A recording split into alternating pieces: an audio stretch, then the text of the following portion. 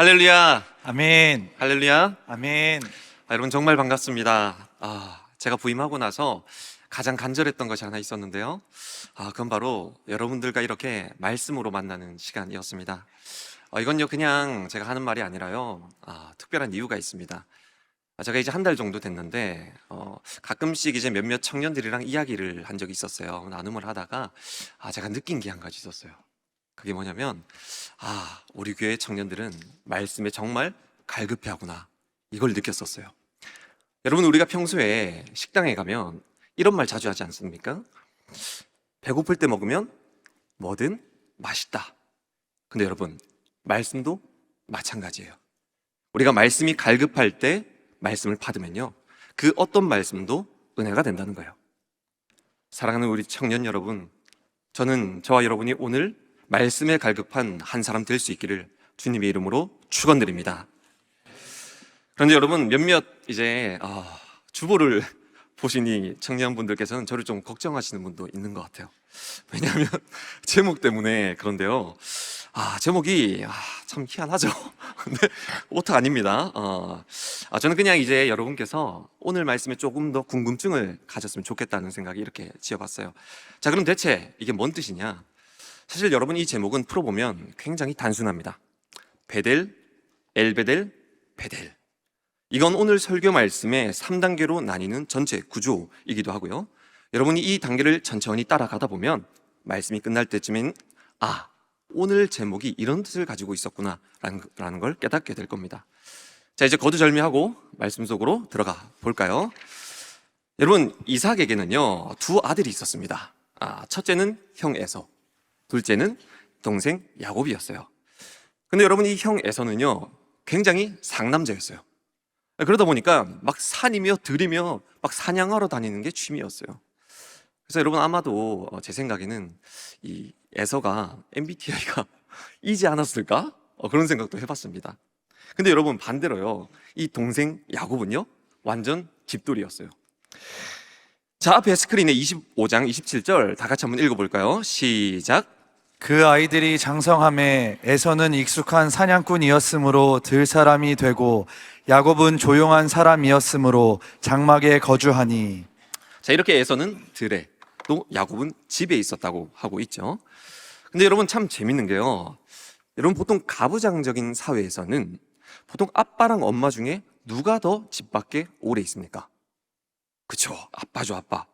자, 그럼 반대로 집안에는 누가 더 오래? 그렇죠, 엄마가 보통 있죠.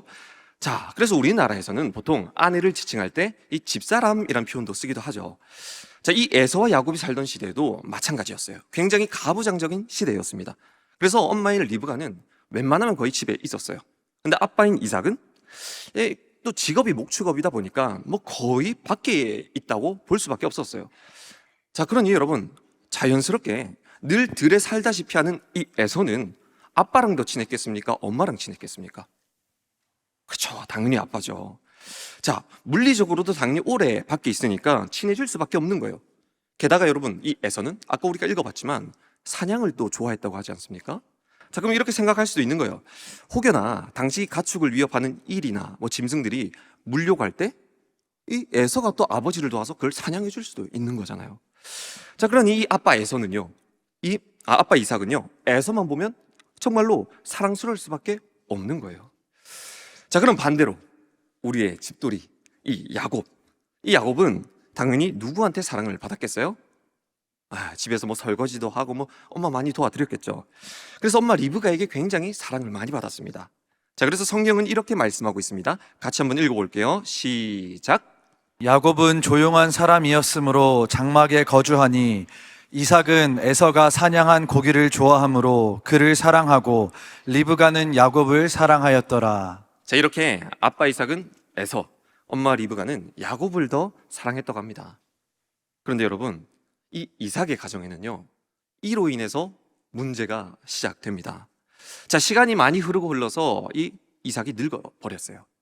여러분, 보통 이 부모님들께서는요, 나이가 많이 들게 되면 몇 가지 준비를 하게 됩니다. 자, 근데 어떤 준비들을 하냐면, 예를 들어서 우리나라는 뭐 영정사진을 찍는다거나 아니면 또 유언장을 남긴다거나 하는 것이죠. 그런데 여러분, 이 유대인들은요, 독특하게도 다른 민족에게서는 볼 수 없던 어떤 한 가지를 꼭 남깁니다. 혹시나 우리 청년들 중에서 이걸 안다 하는 청년은 내가 좀 성경 안다 할 수도 있는 거예요. 이게 대체 뭘까요? 바로 축복입니다. 이들은 죽기 전에 꼭 자녀들에게 축복을 남겨준다는 거예요. 근데 또 이게요, 여러분, 우리가 보통 교회에서 가볍게 하는 축복합니다, 이 의미랑은 또 엄청 다릅니다. 여러분, 한번 생각해 보세요. 우리가 자주 쓰는 이 축복합니다, 이거는 예언적일까요? 아니면 바램일까요? 어렵죠. 예언이 아니라 그냥 바램이에요. 그런데 여러분, 이 성경에서 유대인들이 죽기 전에 주는 이 축복은요, 진짜 말한 그대로 돼버린다는 거예요. 여러분, 만약에 저희 아버지가 저한테 이렇게 말을 해요. 축복을 주죠.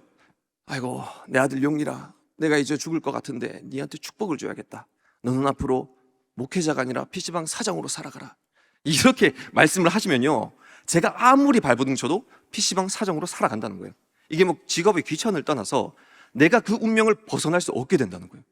그러니 여러분, 이 유대인들에게 있어서 부모님에게 받는 이 축복은 가장 중요할 수밖에 없었겠죠. 자, 그렇게 이삭도 나이가 들고 자식에게 축복을 줄 이 시기가 찾아오게 됩니다. 그런데 여러분, 이 아빠 이삭은 아까 첫째 에서와 둘째 야곱 중에 누굴 더 좋아한다고 했었죠? 맞아요. 에서 좋아한다고 했었잖아요. 자, 그러면 당연히 좋은 축복도 누구한테 주려고 하겠어요? 그렇죠. 에서한테 주려고 합니다. 자, 27장 2에서 4절 같이 한번 읽어보겠습니다. 시작.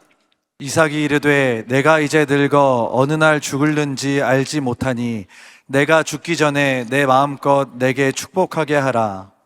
여러분, 이제 에서는요, 그냥 좋은 축복을 받기만 하면 되는 거예요. 자, 그런데 그 다음 5절에 뭐라고 나올까요? 같이 읽어봅시다. 시작.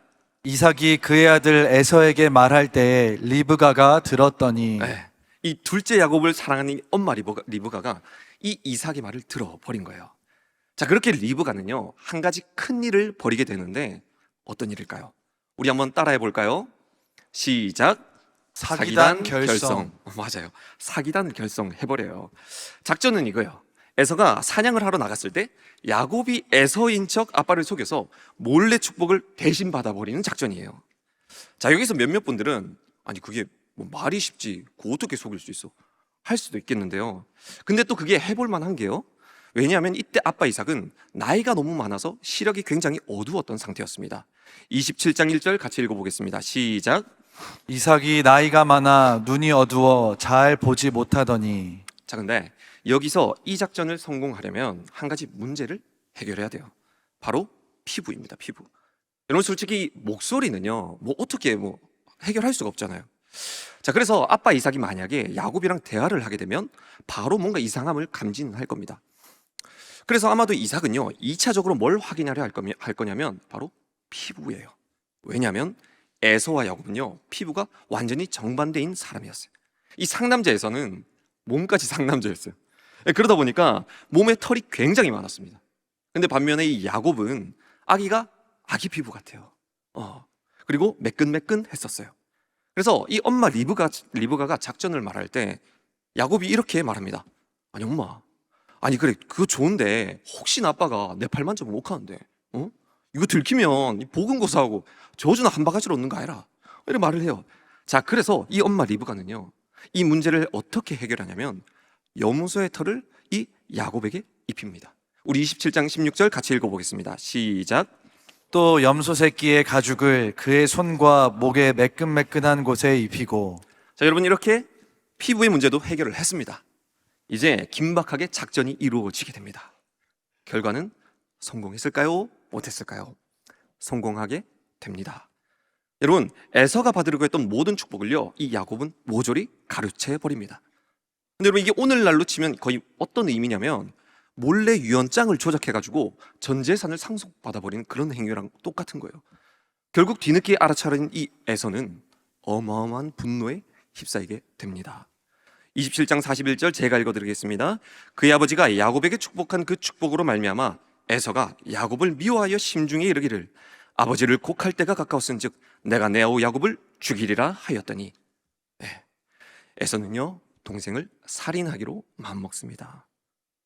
근데 여러분, 이 엄마 리브가가요, 눈치가 굉장히 빠른 건지 아니면 청력이 굉장히 뛰어난 건지 이번에 또 에서의 말을 들어버리는 겁니다. 그래서 바로 사람을 불러가지고 야곱에게 말을 해줍니다. 27장 42절 읽어보겠습니다. 시작. 맏아들 에서의 이 말이 리브가에게 들림에 이에 사람을 보내어 작은 아들 야곱을 불러 그에게 이르되 내 형 에서가 너를 죽여 그 한을 풀려 하니. 그렇죠. 여러분, 그래서 이 엄마 리브가는요, 이 야곱을 지키기 위해서 한 가지 또 꾀를 내게 되는데요. 여러분, 요즘에 이 국제 결혼이 좀 많아지고 있다고 합니다. 근데 그게 크게 문제되지도 않잖아요. 근데 과거에는요, 이 외국인이랑 결혼하는 거에 대해서 우리나라 어르신분들은 굉장히 수치라고 생각을 했었어요. 한국인은 한국인끼리 결혼해야지, 어딜 외국인이, 이렇게 하셨어요. 근데 아마 그렇게 반응하셨던 이유는요, 아마 이 한민족에 대한 자부심 때문이었을 겁니다. 그런데 여러분, 이 우리나라만큼 이 자부심이 어마어마한 나라가 있습니다. 그건 바로 이스라엘 나라예요. 근데 솔직히 누가 더 자부심이 강한가, 이걸 비교해 보면 이스라엘이 세계적으로 1등일 수밖에 없어요. 근데 이게 그럴 수밖에 없는 게, 그들은 토라, 또 우리가 성경책 갖고 있는 이 구약 성경 있죠, 까만 부분, 여기서 자신들의 민족성을 찾거든요. 자, 그럼 구약에서 말하는 이스라엘 사람들은 특징이 뭐냐? 택함받은 민족, 구원받는 민족, 이 선민 사상이 깔려 있어요. 그러다 보니까 이 이스라엘인들은 자부심이 어느 나라보다 굉장히 뛰어나요. 그래서 성경에 보면 이 사마리아인이라고 들어보셨을 겁니다. 이들은요, 유대인과 이방인이 결혼해서 낳은 혼혈인들인데, 이 유대인들은 이 사마리아인들을 굉장히 싫어합니다. 왜요? 순수 혈통이 아니거든요. 그냥 잡종이라고 생각을 해요. 그러니까 잡종들도 우리 이방인들과 똑같이 구원받지 못하는 자들이라고 생각을 해버리는 거예요. 자, 제가 왜 이 이야기를 했냐면, 그만큼 이들은 민족성에 대한 자부심이 강한데, 이 첫째 에서가 예전에 이방 족속 여자랑 결혼을 해버린 거예요. 그래서 이 당시 엄마 리브가 또 아빠 이삭은 마음이 굉장히 힘들었어요. 26장 34절에서 35절 제가 읽어드리겠습니다. 에서가 40세에 헷 족속을 아내로 맞이하였더니 그들이 이삭과 리브가의 마음에 근심이 되었더라. 아멘. 자, 그래서 이 리브가는요, 이 부분에 꾀를 써서 지금 목숨이 위태로운 이 야곱을 멀리 자신의 오빠가 살고 있는 하란이라는 곳에 피신을 시키려고 합니다. 자, 리브가가 남편 이삭에게 이렇게 말합니다. 아, 여보, 나 요즘 진짜 죽을 것 같다. 아, 왜? 아니, 애서 이방 여자랑 결혼했다 아이가. 아니, 뭐 근데 이미 해버린 걸 못 자노. 나도 그것만 생각하면 진짜 자다가 벌떡 일어난다. 자, 여기서 이미 이 아빠 이삭은 넘어가 버린 거예요. 리브가의 꽤 넘어간 거예요. 이삭이 생각해 보니까요, 이 동생 야곱까지 이방 여자랑 결혼할 것 같은 불안감이 막 오거든요. 그때 딱 생각이 나는 겁니다. 아, 내 아내 이 리브가의 오빠가 하란에 살고 있지. 야곱을 글로 보내가지고 거기서 괜찮은 이스라엘 사람 여자 만나면 그래도 이방 여자랑은 결혼하지 않겠네라는 생각이 드는 거죠. 여러분, 이 리브가는요, 제가 봤을 때 이 성경 속에서 나오는 여자 중에 제일 무서운 여자 같아요. 자, 그렇게 에서로부터 죽을 뻔했던 이 야곱은요, 아빠 이삭의 공식적인 허락하에 하란으로 가게 됩니다. 근데 여러분, 이게 말이 공식적인 거죠. 이 실상은 그냥 하란으로 도망치는 겁니다. 생각해 보세요. 에서가 자기를 언제 죽일지도 모르는데 그 도망치는 그 길이 편하겠습니까? 분명히 자기를 죽이든다고 했었거든요. 그러니까 이 야곱은 하란으로 도망가는 내내 계속 뒤를 돌아봤을 거예요. 또 무슨 소리만 들으면 이렇게 했을 거예요. 또한 여러분, 이 하란까지 거리도요, 굉장히 장난이 아닙니다. 무려 장장 900km예요. 이거는 서울에서 부산까지 거리 왕복거리예요. 자, 그만큼 떨어져 있는 곳을 또 혼자 가야 되니까 추가로 문제가 생기는 겁니다. 여러분, 이 야곱이 살던 당시에 뭐 우리나라처럼 경찰이 뭐 있었겠어요? 아니 뭐 제대로 된 법이 있었겠어요? 요즘에도 땅덩어리 넓은 이 호주, 뭐 미국 같은데 거기 잘못하다가 막 행방불명되고 이런 기사도 나잖아요. 자, 그러니 여러분, 이 당시 야곱은요, 뒤에서 에서가 몰래 쫓아와서 자기를 언제 죽일지도 모르지, 또 하란까지 또 가려면 걸어서 아무리 빨리 가도 20일 이상이 걸리는데 그 길에는 강도도 있어, 또 늑대나 이리 같은 동물도 있어. 정말 이 야곱이 당시 느꼈을 그 죽음의 공포감, 절망감은요, 말로 표현 못했을 겁니다. 그런데 여러분, 우리가 여기까지 말씀을 읽어봤는데요, 아마도 우리가 지금 같은 말씀을 들었지만 여러분들은 두 가지 생각으로 나뉘어 있을 겁니다. 한번 두 가지 중에 난 뭔지 체크해 보세요. 나는 야곱이 불쌍하다, 아니면 나는 야곱이 불쌍하지 않다. 여러분은 말씀을 듣고 야곱이 불쌍하다고 생각이 들었습니까? 아니면 아니 그래 물론 야곱이 도망칠 때 정말 무서웠겠지. 근데 그건 야곱이 잘못해서 그런 거잖아. 차라리 에서가 억울하지 않나? 처음부터 야곱이 거짓말을 하지 말던가. 이런 생각이 들었나요? 여러분 사실 저는요 후자였어요. 네. 전혀 저는 야곱이 불쌍하다는 생각이 안 들었어요. 아니 지가 잘못해서 그런 거지. 처음부터 똑바로 살던가. 게다가 여러분 저는 말씀을 읽어 내려가면 갈수록 더 불편했던 것이 하나 있었는데, 자 이제 그 뒤에 내용이 어떻게 전개되는지 한번 봅시다. 이 야곱은 이 에서의 축복을 가로챘고, 그래서 살해의 위협, 강도, 또 들짐승, 식량과 추위의 문제들 가운데 홀로 도망칩니다. 그러다가 날이 저물게 되고 어떤 한 장소에 잠을 청하게 됩니다. 그리고 그날 꿈속에서 야곱은 처음으로 하나님을 만나게 됩니다. 그런데 여러분 여기서 하나님은요 야곱에게 저 같았으면 솔직히 혼냈을 것 같거든요. 니 왜 그렇게 거짓말했냐, 형 거 왜 뺏어가냐. 근데 하나님은 이런 야곱에게 복을 주십니다. 28장 14절을 보시면 빨간색만 읽으면 뭐라고 되어 있습니까? 내가 복을 받으리라. 그래요. 근데 여러분 솔직히 저는요 이게 굉장히 불편했어요. 아니 거짓말해서 형 축복을 모조리 가로채버린 이 야곱한테 복을 내리신다고? 아니 하나님 아무리 지금 야곱이 절망적인 상황이라 해도 이건 아니지 않습니까? 되려 죄 지은 사람한테 복을 내리신다고요?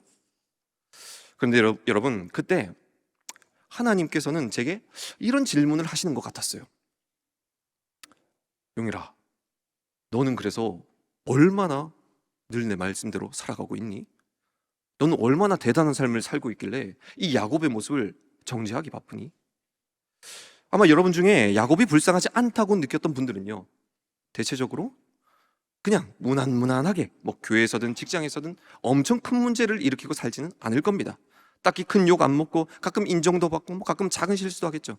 근데 문제는요 그런 우리들의 마음속에 언제부턴가 긍휼과 자비의 마음보다 내 저럴 줄 알았다, 저러니 저렇게 되지, 그런 정죄와 판단의 생각이 자리 잡게 된 것 같습니다. 사랑하는 우리 청년 여러분, 주님을 만나기 전에 저와 여러분은 어떤 사람들이었습니까? 얼마나 문제가 많았습니까? 이기적이고 괴팍하고 나밖에 모르고 하루에도 수십 번씩 타인에게 비수 같은 말을 쏟아냈던 게 바로 우리 아니었습니까? 아니 마음속에서조차 얼마나 더러운 생각들을 하고 살았던 우리였습니까? 그런데 그랬던 우리들에게, 그랬던 야곱에게 내가 너를 축복한다 하며 주님이 찾아오신 겁니다. 그리고 그 사랑 때문에 우리가 지금 정말 먼지 한 톨 정도일지라도 변화돼서 그래도 그런 대로 조금이라도 덕을 끼치며 살고 있는 게 아니겠습니까? 때문에 사랑하는 우리 청년 여러분, 이 가운데 하나님이 이런 마음을 주시는 분들이 있습니까? 정말 나는 몰랐는데 내 삶의 모습들을 돌아보니까 나는 지금껏 내가 선줄로 생각하고 은연중에 다른 이들을 밖으로든 안으로든 정죄하며 살았구나. 혹 여러분 주님이 그 마음을 여러분에게 주셨다면요 주님이 저와 여러분을 사랑하셔서 깨닫게 하신 줄을 믿으시기 바랍니다. 그리고 그 마음은요 주님이 저와 여러분에게 주신 회개의 기회인 줄도 믿으시기 바랍니다. 다시 형제를 바라볼 수 있는, 긍휼히 바라볼 수 있는 기회, 다시 십자가로 돌아갈 수 있는 기회, 다시 구원의 감격을 회복하는 기회라는 것입니다. 그리고 혹시 이 가운데 지금 야곱과 같은 그러한 환경 속에 살고 있는 분은 없습니까? 나의 잘못으로 인해서 가정에서도 교회에서도 일터에서도 수많은 문제들이 터져버리고 어디에서도 인정받지 못하고 늘 무엇에 쫓기고 정말 그 삶이 죽을 것 같이 그런 삶을 살고 있는 분은 없습니까? 여러분 하나님은요 자신의 죄로 절망에 빠져있던 그 야곱에게 이렇게 말씀하십니다. 내가 너와 함께 있어 내가 어디로 가든지 너를 지키며 너를 이끌어 이 땅으로 돌아오게 할지라 너를 떠나지 아니하리라 하신지라. 때문에 나 자신의 문제로 절망 가운데 있는 우리 청년 여러분은요 부족한 밖에 없던 야곱에게도 먼저 찾아오셔서 말씀하신 그 하나님이 이 시간 여러분들에게도 찾아오셔서 동일하게 말씀하고 계신 줄을 믿으시기 바랍니다. 다시 돌아와서요 여러분 이후에 야곱의 삶은 어땠을까요? 야곱은 꿈에서 하나님을 만나고 그 장소의 이름을 베델이라고 이름을 짓습니다. 이 하나님의 집이란 뜻인데요 우리 오늘 말씀의 제목이기도 했죠. 베델, 엘베델, 베델. 여기서 첫 번째 베델이 바로 야곱이 하란으로 도망갈 때 지은 첫 번째 베델입니다. 자 그럼 이제 오늘 본문 말씀에 나오기도 하면서 두 번째인 엘베델, 이 이름은 어떻게 만들어지느냐? 시간상 그 스토리는 좀 간단하게 요약을 해드리겠습니다. 이 야곱은 결국 하란까지 하란에 도착하게 됩니다. 그런데 야곱은 그래도 좀만 있으면 내가 고향으로 돌아갈 수 있겠지? 라고 생각을 했는데요. 그는 이후로 거기서 20년이나 넘게 고향으로 돌아가지 못하게 됩니다. 그리고 하란에서 갖은 고생이란 고생은 다 하게 됩니다. 하지만 여러분, 하나님은요, 이런 야곱을 정말 그분의 말씀대로 붙들어 주셨습니다. 그래서 혈혈단신으로 하란에 갔던 이 야곱이요, 이제는 20년 후에는 반대로 큰 부와 가정을 이루고 하란을 떠나 고향으로 되돌아가게 됩니다. 그리고 그 고향길로 돌아가던 중에 자신이 결코 잊을 수 없던 한 장소에 도착하게 됩니다. 거기가 어디입니까? 20년 전 하나님을 처음 만났던 그 장소, 바로 베델입니다. 우리 본문 35장 6절 함께 읽어보겠습니다. 시작. 야곱과 그와 함께한 모든 사람이 가나안 땅 루스 곧 베델에 이르고. 여러분, 이때 야곱의 마음은 어땠을까요? 정말 말로 어떻게 표현할 수 없는 그런 벅차오름이 있지 않았겠습니까? 20년 만에, 내가 정말 20년 만에 하나님을 처음 만난 장소로 되돌아오다니. 처음에는 정말 내가 가진 게 없었지만, 목숨의 위기를 겪으며 또 쫓기는 상황이었지만, 이제는 남부러울 것 없는 정말 부와 아름다운 아내를 많이 또 거느리고 이 장소에, 베델에 다시 도착한 겁니다. 뭐 거의 금이환영한 거겠죠. 자, 그렇게 야곱은 너무나 감격에 벅차올라서 이 베델의 이름을 새롭게 짓게 되는 겁니다. 7절 함께 읽겠습니다. 시작. 그가 거기서 제단을 쌓고 그곳을 엘 베델이라 불렀으니 이는 그의 형의 낯을 피할 때에 하나님이 거기서 그에게 나타나셨음이더라. 여러분, 야곱이 그곳의 이름을 베델에서 무엇으로 바꿨습니까? 엘베델. 그렇죠, 엘베델로 바꿨죠. 자, 여기서 추가된 이 엘이라는 것은요, 하나님이란 뜻입니다. 그래서 해석해보면 베델에서의 그 하나님이라는 뜻으로 해석이 됩니다. 이게 쉽게 말하면 뭐죠? 내가 그때 만났던 그 하나님, 그때 베델에서 나를 도우셨던 그 하나님. 이처럼 야곱은 감동에 벅차올라서 그곳의 이름을 엘베델이라고 바꾼 것입니다. 자, 그런데 여러분, 반전이 있습니다. 우리가 여기까지만 보면 굉장히 은혜로워 보입니다. 하나님을 처음 만났던 곳 베델, 인생 역전을 하고 다시 베델로 돌아와서 감격으로 다시 지은 그 감격의 엘베델, 이렇게 지금 야곱은 하나님을 찬양하고 예배하고 있는 겁니다. 그런데 말입니다, 여러분, 만약 야곱이요, 실상은 아직도 주님을 인격적으로, 하나님을 인격적으로 만난 것이 아니라고 말한다면 여러분, 그게 믿겨지십니까? 우리 가운데 교회는 왔지만 와서 찬양하고 예배하고 기도도 드립니다. 하지만 여전히 하나님을 인격적으로 만나지 못했을 수도 있다면, 그리고 혹시나 그게 나일 수도 있다면 어쩌시겠습니까? 여러분, 오늘 제목이 뭐였죠? 베델, 엘베델, 베델입니다.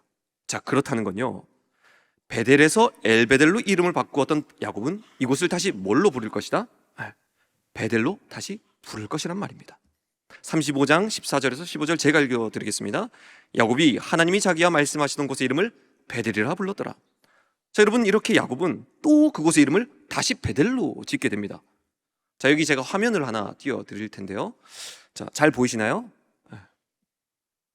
잘 보시겠네요. 자, 이걸 보시면 오늘 이 제목이 한눈에 들어오실 겁니다. 자, 첫 번째, 하나님을 처음 만났던 그때 베델입니다. 자, 두 번째는 약 20년 후에 다시 방문했을 때 엘베델입니다. 그리고 마지막 세 번째, 어떠한 이유로 다시 이름을 베델이라고 불렀다라는 것입니다. 여러분, 이게 근데 굉장히 이상하지 않습니까? 이제 내려주셔야 됩니다.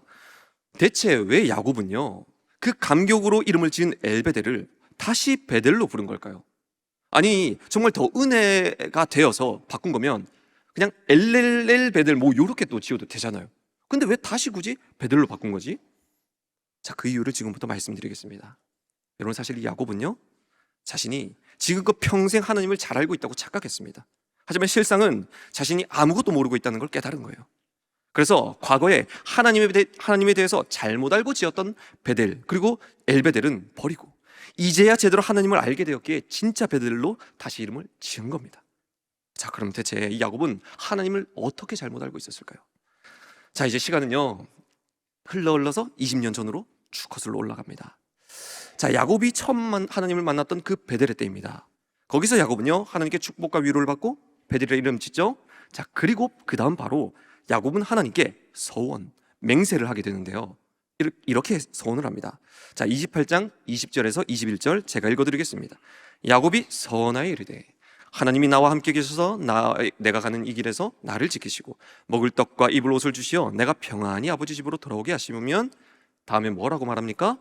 여호와께서 나의 하나님이 되실 것이요. 근데 여러분 사실 이게요, 이 얼마나 교만한 말인지 아십니까? 하나님 제 조건 다 들어주시면요 하나님 제 하나님 되게 해줄게요. 또 뭐라고 합니까? 22절 같이 읽어봅시다. 시작.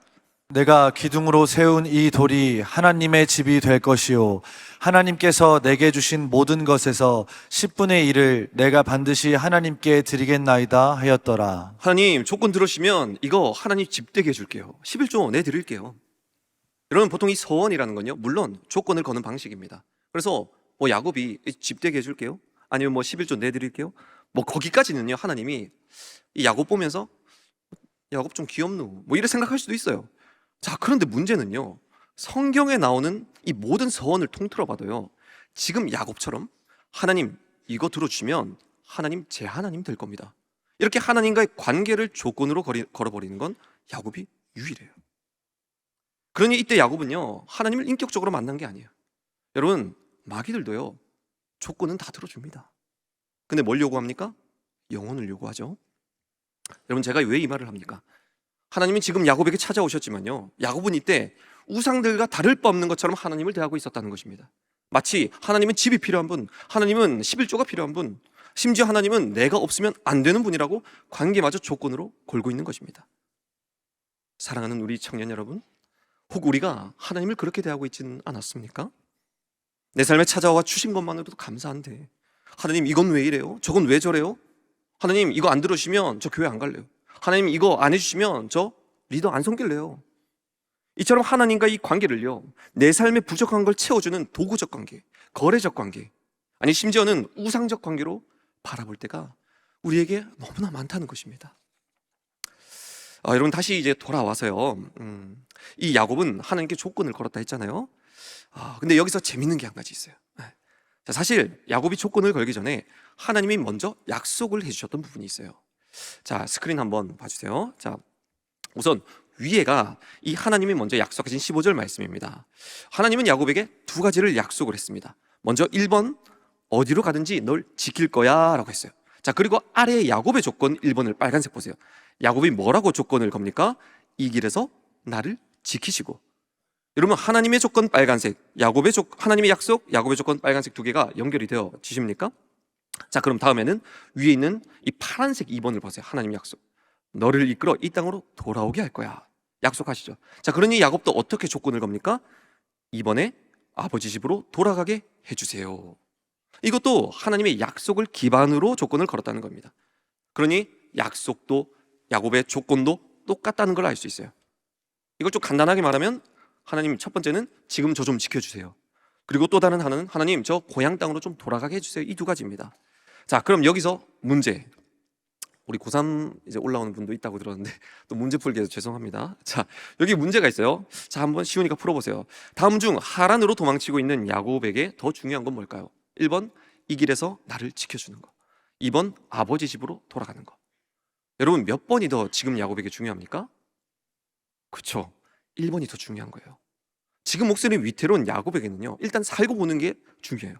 설사 고향에 평생 못 돌아가더라도 살면 일단 괜찮은 거예요. 그래서 여러분 사실 이 야곱의 고향으로 돌아가게 해주세요라는 이 2번 조건은요 솔직히 까놓고 말하면 야곱에게 그렇게 간절한 조건은 아니었던 것 같습니다. 여러분 왠 줄 아세요? 이 야곱이 하란에 도착해서 한 달 후에 이 삼촌 라반에게 뭐라고 말을 하냐면, 삼촌 저 고향에 돌아가고 싶습니다, 빨리 좀 보내주세요, 이렇게 말했을까요? 아니요, 그렇게 말 안 했어요. 삼촌 저 삼촌의 딸 라헬 저한테 주세요, 그러면 제가 7년 동안 삼촌 밑에서 무급으로 일하겠습니다, 이렇게 말을 했어요. 아니 얼마 전까지만 해도 이 베델에서 야곱은 하나님 고향 땅으로 돌아가게 해주세요라고 했는데, 근데 이쁜 라헬을 보니까 반에서 뭐라고 합니까? 뭐 고향은 무슨 7년 동안 무급으로 일하겠다는 거예요. 그러니 여러분 이 야곱에게는요 그냥 지금 당장 사는 게 중요한 거예요. 하나님 고향으로 돌아가게 해주세요. 이 조건은 그냥 하나님이 그렇게 약속하셨으니까 끼워 맞춘 거예요. 그렇게 야곱은 고향은커녕 예쁜 여자 만나고 등 따시고 배부르니까 살만하니까 하나님의 그 두 번째 약속, 널 고향으로 돌아가게 할 거야, 이건 까맣게 잊어버린 겁니다. 근데 여러분, 우리도 그렇지 않습니까? 하나님, 저 공무원 시험 합격해 주시면 평생 정말 정직하고 정말로 선한 영향력 끼치는 공무원 될게요. 자, 그렇게 하나님 합격시켜 줬어요. 그러다가 이제 출근하니까 지옥 같아. 또 맨날 반복되는 업무가 있어. 그래서 삶이 지루해집니다. 자, 그러다가 복권을 하나 샀어요. 근데 그게 1등 100억이 당첨됐네. 정직하고 뭐 선한 영향력은 무슨, 그냥 바로 사직서 때리고 바로 건물주 되는 게 우리 모습 아닙니까?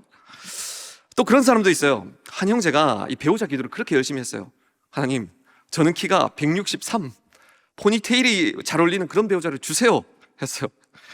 자, 근데 묻겠습니다.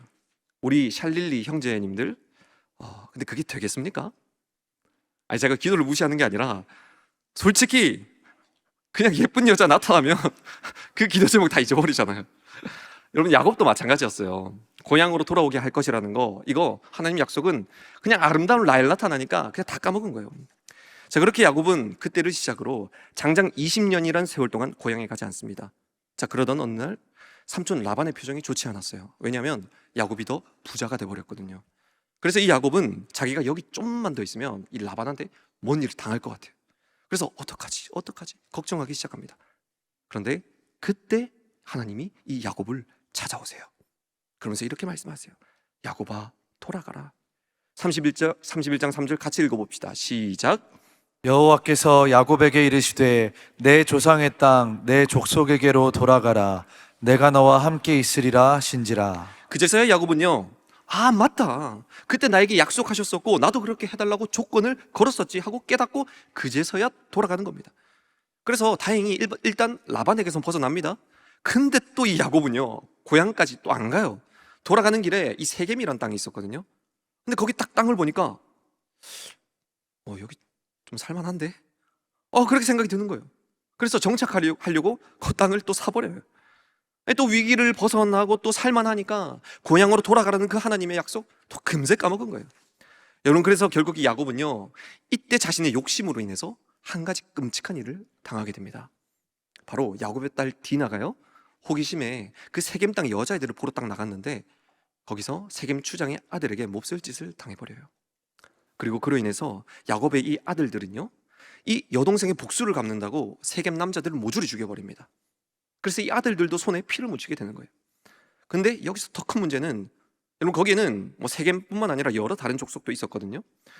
여러분, 한 족속의 남자들이 다 죽었대요. 그럼 그게 소문이 당연히 날 수밖에 없죠. 그러니 자기들도 당할 수도 있는데 똑같이 절대 이 야곱을 가만히 안 놔두겠죠. 그래서 야곱은 또 큰일 났다, 어떡하나 하는 거예요. 자, 우리 34장 30절 같이 읽어보겠습니다. 시작. 나는 수가 적은즉 그들이 모여 나를 치고 나를 죽이리니 그러면 나와 내 첩이 멸망하리라. 참, 여러분, 이 야곱 어찌나 이리도 말을 안 들을까요? 그런데 여러분, 이게 다 우리의 모습 같습니다. 하지만 여러분, 중요한 건요, 이런 야곱에게 하나님은 계속해서 말씀하시고 또 말씀하신다는 거예요. 빨간색만 제가 읽어드릴게요. 31장 3절에 내 조상의 땅 내 족속에게로 돌아가라. 13절에 내 출생지로 돌아가라. 이처럼 하나님은 야곱에게요, 20년이 넘도록 계속해서 돌아가라 야곱아 말씀하고 계셨다는 거예요. 여러분, 여기서 우리가 깨달아야 할 한 가지가 있는데요, 야곱아, 고향으로 돌아가야 한다, 이 말이 중요한 게 아니에요.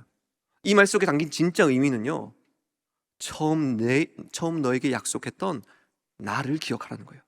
돌아오는 것보다, 그 약속보다 더 중요한 거, 바로 처음부터 널 돌아오게 할 하나님이었던 나를 바라보라는 거예요. 여러분, 그래서 제가 왜 오늘 본문 말씀을 애매하게 9절로 이렇게 잡았냐면요, 바로 야곱이 진짜 인격적으로 주님을 만난 때가 9절 말씀이기 때문입니다. 9절에 뭐라고 합니까? 야곱이 밧단 아람에서 돌아오매. 여러분, 이 끝에 돌아오다가 연결이 되어지십니까? 처음 야곱을 만나 돌아오게 할 거야라고 약속하셨고, 때때마다 야곱이 어려움에 처할 때마다 야곱아, 돌아가야 한다고 말씀하셨던 그 하나님은 이 돌아가라는 말에 야곱을 향한 사랑을 담고 있었던 것입니다. 게다가 여러분, 하나님은요, 이 돌아오다에만 사랑을 심어놓은 게 아니었어요. 하나님은 야곱에게 더욱더 제대로 깨닫게 해주십니다. 여러분, 아까 우리가 처음 읽었던 말씀, 이거는 하나님이 야곱을 만나 가장 먼저 한 말이거든요. 28장 14절, 파란색만 제가 읽겠습니다. 내가 복을 받으리라. 그리고 하나님은 드디어 야곱이 돌아오자마자 무엇을 하십니까? 본문 9절에 전체 같이 읽어봅시다. 9절 시작. 야곱이 paddan-aram에서 돌아오매 하나님이 그에게 복을 주시고. 여러분, 이것도 연결되어지십니까? 하나님이 처음 야곱을 만났던 날 말했던 두 가지. 널 돌아오게 할 거야. 내가 복을 받을 거야. 그리고 20년 세월이 지난 지금 9절 말씀, 야곱이 paddan-aram에서 돌아오매 하나님이 그에게 복을 주시고. 그래서 여러분, 이 말씀에서 중요한 건요, 뭐 복 받는다, 결국 돌아왔다, 이게 중요한 게 아니라는 거예요. 이 말의 진짜 의미는, 야곱아, 나를 기억하니? 너를 돌아오게 하고 복을 줄 것이라고 했던 나를 기억하니? 여러분, 야곱은요, 인생을 살아가면서 하나님 그 자체보다 늘 하나님이 주시는 복, 보호, 조건, 그것만 보며 살았습니다. 지금 눈에 보이는 내 필요만 보고 살았다는 거예요. 그래서 늘 거짓말하고 이기적이고 자신만을 위한 인생을 살았던 것입니다. 그리고 그 죄들로 인해서 한순간에 도망자 신세가 되고 라반에게 속아서 20년간 가진 고생은 다 하고 자신의 딸은 몹쓸 짓을 당하고 아들들은 손에 피를 묻히게 되는 겁니다. 하지만 그런 문제가 많았던 이 야곱을 20년이라는 긴 세월 동안 하나님은 야곱의 이기심과 그 고집을 기다려주시면서 고향으로 돌아가라, 너를 축복한다 라고 말씀하셨던 것입니다. 마치 탕자를 기다리는 그 아버지처럼요, 오랜 시간 동안 늘 그 자리에서 하나님은 부르고 계셨다는 것입니다. 그래서 오늘 9절에 돌아옴에 복을 주시되 그때에 그제서 야곱은 깨닫는 겁니다. 과거에 자신에게 하나님이란 존재는 그저 단순한 거래의 관계였었는데, 하나님은 내가 알지도 못한 그때부터 언제나 나와 함께하고 계셨구나. 그분은 내게 조건의 하나님이었던 게 아니라 사랑의 하나님이었었구나. 여러분, 저는 말씀을 준비하면서 이게 가장 은혜가 되었는데요, 야곱이 처음 이름을 지었던 그 베델의 때 있죠, 20년 전에. 그리고 후에 주님을 인격적으로 만나 다시 이름을 지은 이 베델의 때는요, 큰 차이점이 있습니다. 바로 제단을 쌓는 모습인데요. 자, 두 말씀을 띄워드릴 테니 한번 비교해 봅시다. 자, 위에는 이 야곱이 처음 베델, 그 다음 두 번째는 야곱이 마지막에 또 바꾼 베델입니다. 혹시 이 가운데 차이를 찾으셨습니까? 자, 우선 둘 다 돌을 가져다가 기둥으로 세웠어요. 또 그 위에 기름도 부었어요. 똑같습니다. 하지만 한 가지 차이점도 있죠. 그게 뭡니까? 두 번째, 바로 전제물이 있다는 거예요.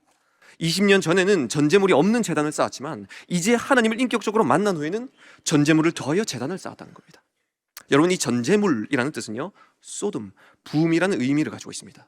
그래서 성경에서 전제물은 동시에 물과 피를 다 쏟으시고 우리 죄를 위해 모든 것 쏟아부어 주신 우리 주 예수 그리스도를 예표하는 것입니다.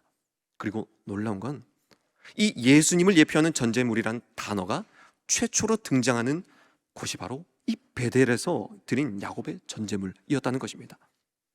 때문에 야곱이 다시 베델이라 이름을 짓고 전제물을 부었다라는 것은, 과거에는 그저 조건의 하나님, 거래 하나님으로 거래의 제단을 쌓았었지만 이제는 처음부터 나를 사랑하신 하나님을 깨닫고 조건이 아니라 받는 그 사랑으로 인해서 자신 또한 모든 것을 드리겠다는 그 전제물에 참된 제단, 예배를 드렸던 것입니다.